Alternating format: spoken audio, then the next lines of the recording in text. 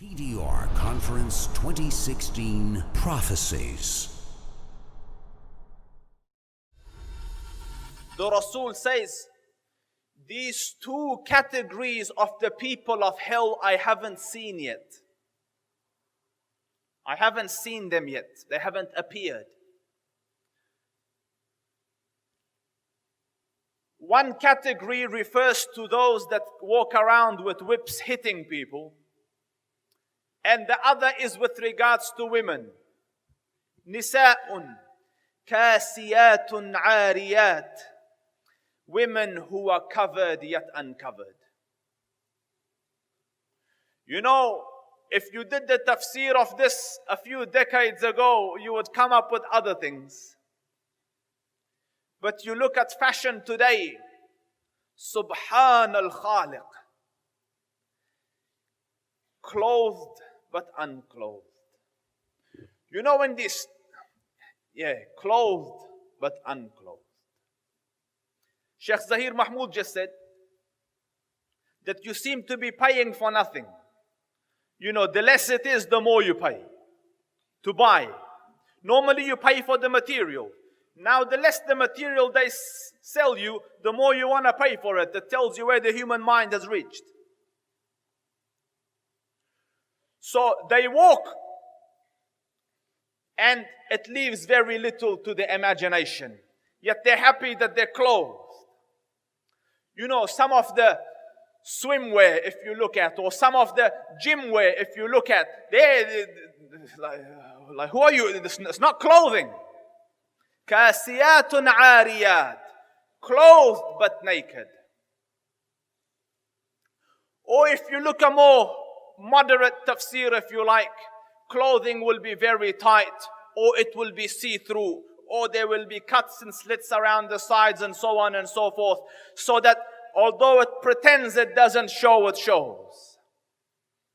And the Prophet said, alayhi afdalu salatu wa atammu taslim, that they will not smell the fragrance of Jannah, although it could be smelled a distance of kada wa kada.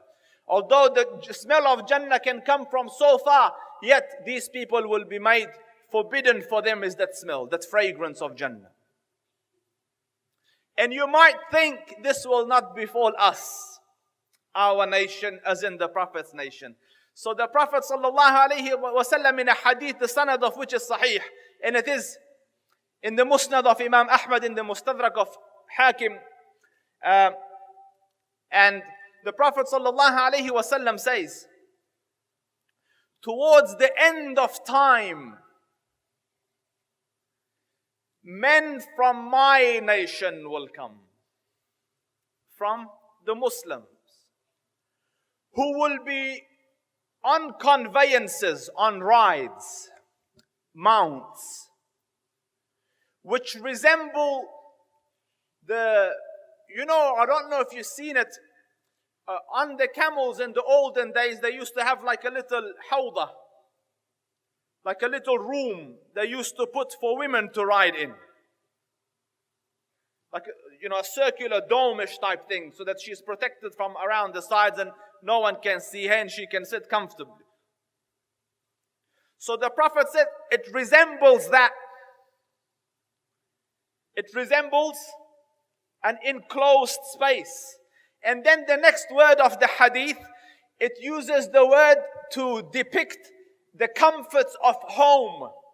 So it will be enclosed like the hawda, and it would have the comforts of home.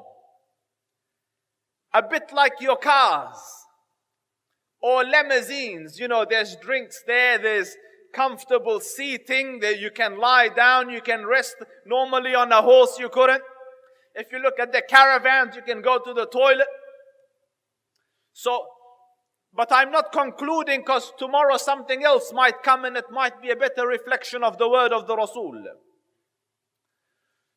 So he says they will drive or use these kind of transportation, and they will come to the masajid, to the doors of the masajid. Yet their women will be kasiyatin ariyat. The Muslims will be dressed yet undressed, covered yet uncovered. And then in the hadith that I stated previously,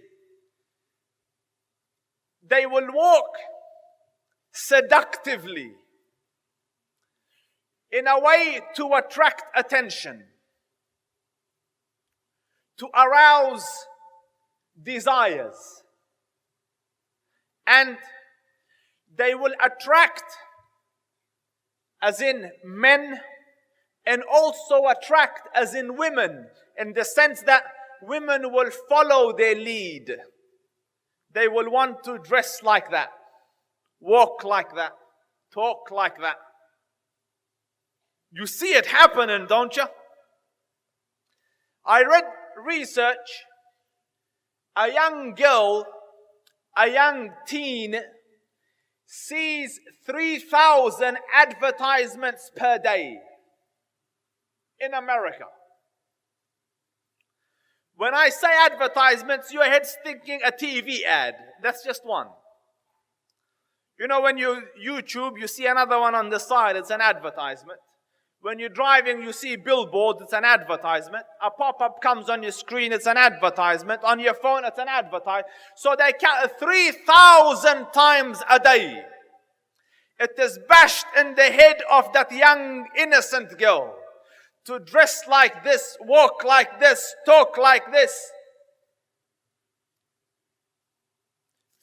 3,000 times a day.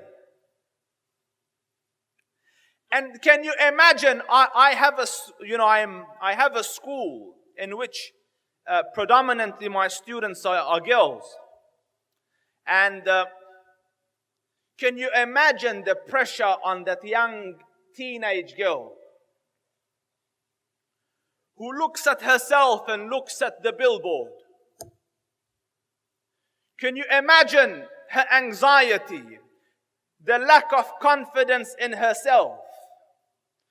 The amount of mental turmoil that she's going through day in, day out, comparing herself 3,000 times to an airbrushed photo or photoshopped picture of a model who is far away from the reality of creation, or an exceptional case, or a small minority, and yet you superimpose that on the majority. If you look like this, and if you don't buy this product, so that you can look like this and appear like this. They have snatched comfort from their lives. I saw makeup on one of my students, so I said, "Kiddo, you need to take that off." She said, "Sir, I have an insecurity problem." And it's true.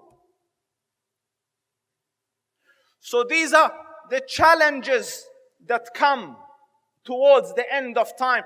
And the question, why the prophecies? Why did the Rasul tell you?